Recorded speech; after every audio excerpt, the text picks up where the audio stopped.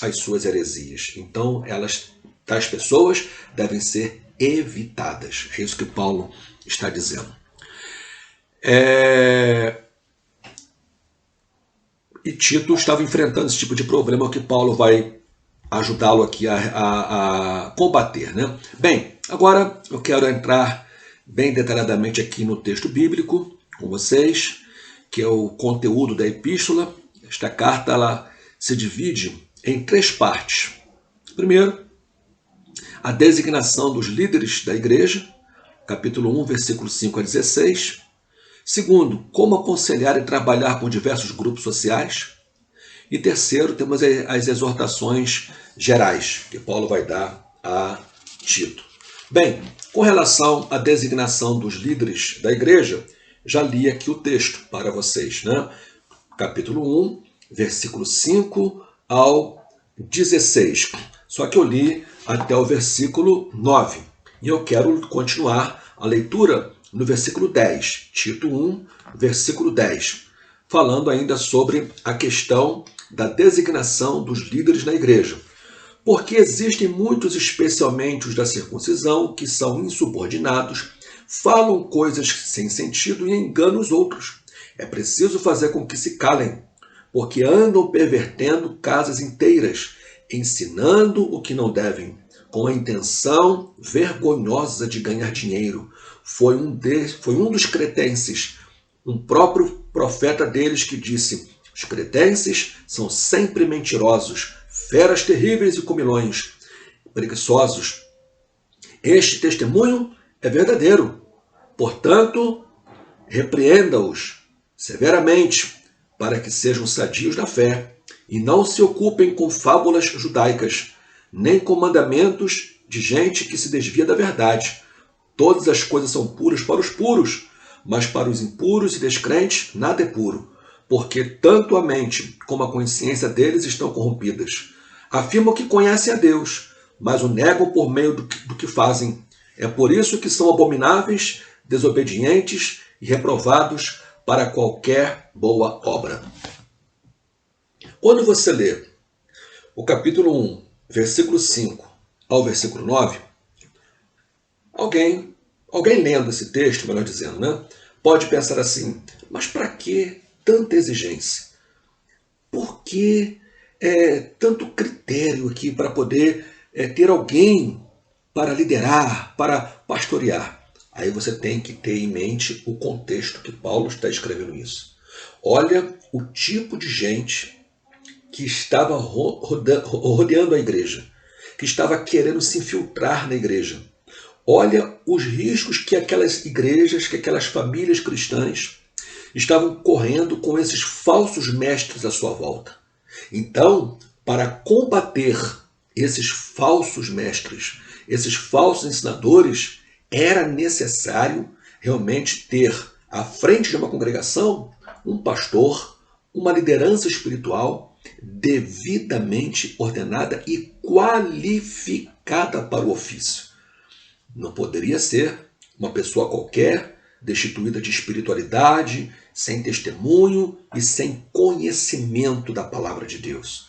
Então, alguém que pudesse realmente preencher os requisitos espirituais, morais, sociais, testemunho, enfim, bíblico, para que pudesse estar à frente, combatendo as heresias, ensinando os cristãos a forma de viver e, sobretudo, as doutrinas, né, reveladas nas Sagradas Escrituras que a igreja precisava conhecer.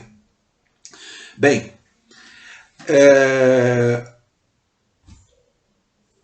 depois Paulo vai falar sobre, né, como aconselhar e trabalhar com diversos grupos sociais, capítulo 2, versículos 1 a 15, e depois ele termina falando sobre as exortações gerais.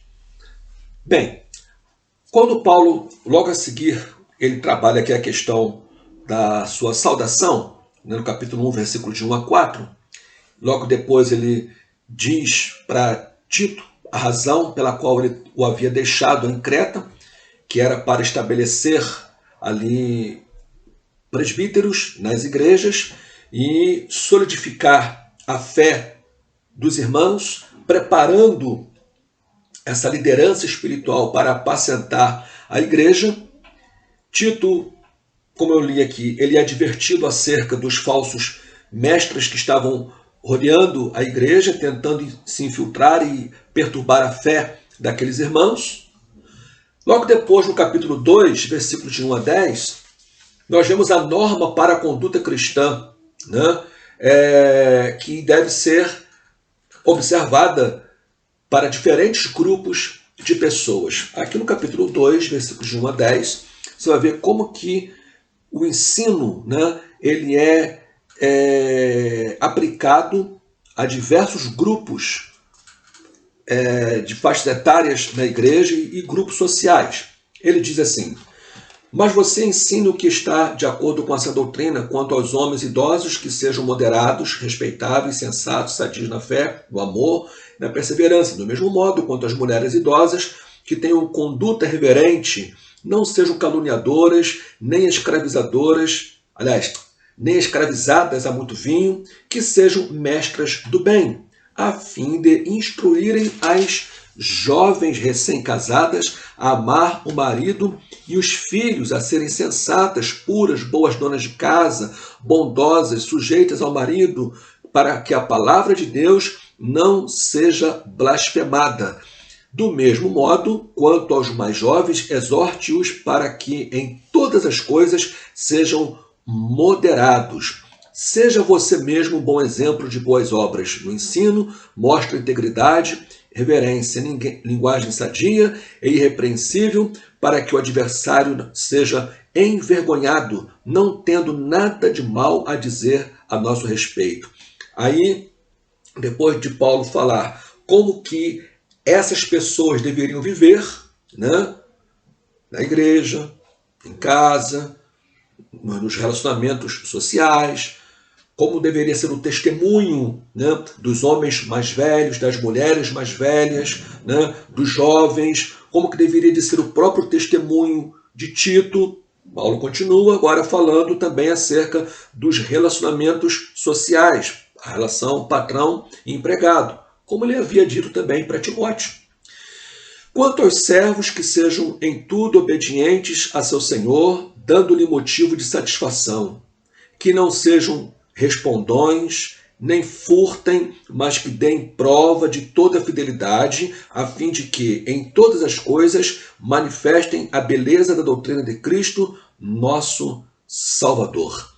Então, você vê que Paulo está preocupado também com a maneira de trabalhar dos cristãos, que os empregados pudessem ser bons empregados, pudessem trabalhar de forma responsável, pudessem realmente ser motivo de louvor, de elogios, né, por parte dos seus patrões, e não viessem em hipótese alguma causar nenhum dano, nenhum prejuízo aos seus senhores, aos seus patrões, porque a doutrina de Cristo, aquilo que eles acreditavam e pensavam e aceitavam como verdade de Deus, deveria ser visto na sua vida diária, né? Isso aqui é uma verdade para todos nós, meus irmãos. A verdade que nós cremos, a palavra que nós professamos, ela precisa ser vista nas nossas boas obras, né? É o nosso testemunho pessoal. Eu penso assim, logo eu vivo assim. Então não adianta no trabalho o empregado dizer eu sou crente, ele tem que viver como crente. Não basta ele dizer eu creio em Deus, ele tem que viver como filho de Deus. Não basta ele dizer que ele acredita na Bíblia, ele tem que viver segundo a palavra de Deus. É o que Paulo está querendo ensinar aqui para Tito, para dizer, para transmitir à igreja em Creta, e que os pastores que fossem ordenados, os presbíteros, também pudessem propagar este mesmo ensino.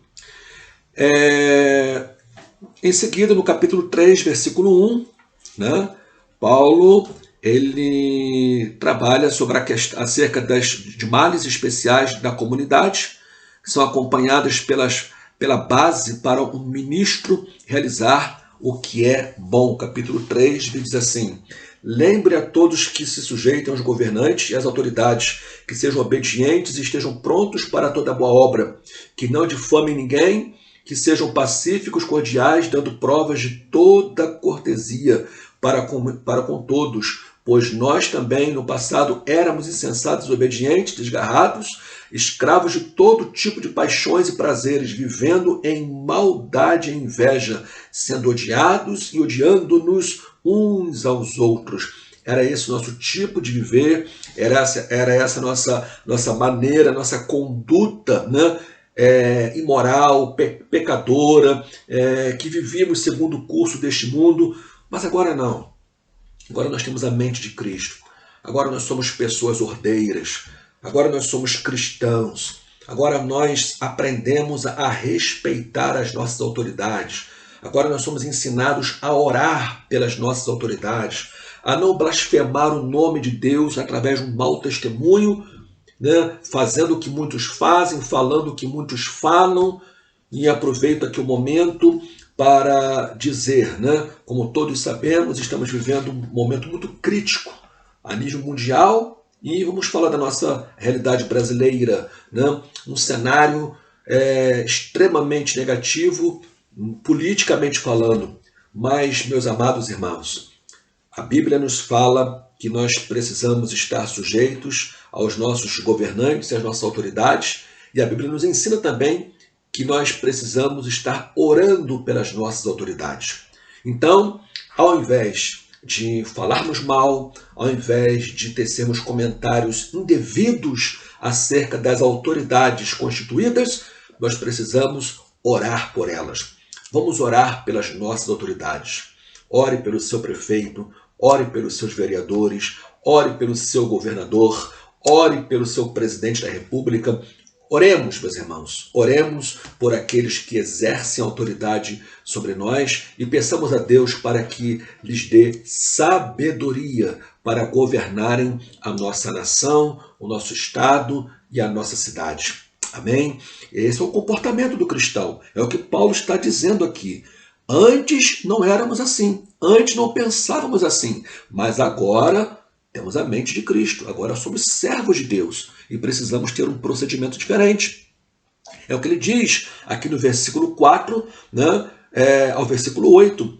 Mas quando se manifestou a bondade de Deus, nosso Salvador, e o seu amor para todos, ele nos salvou não por obras de justiça praticadas por nós, mas segundo a sua misericórdia. Ele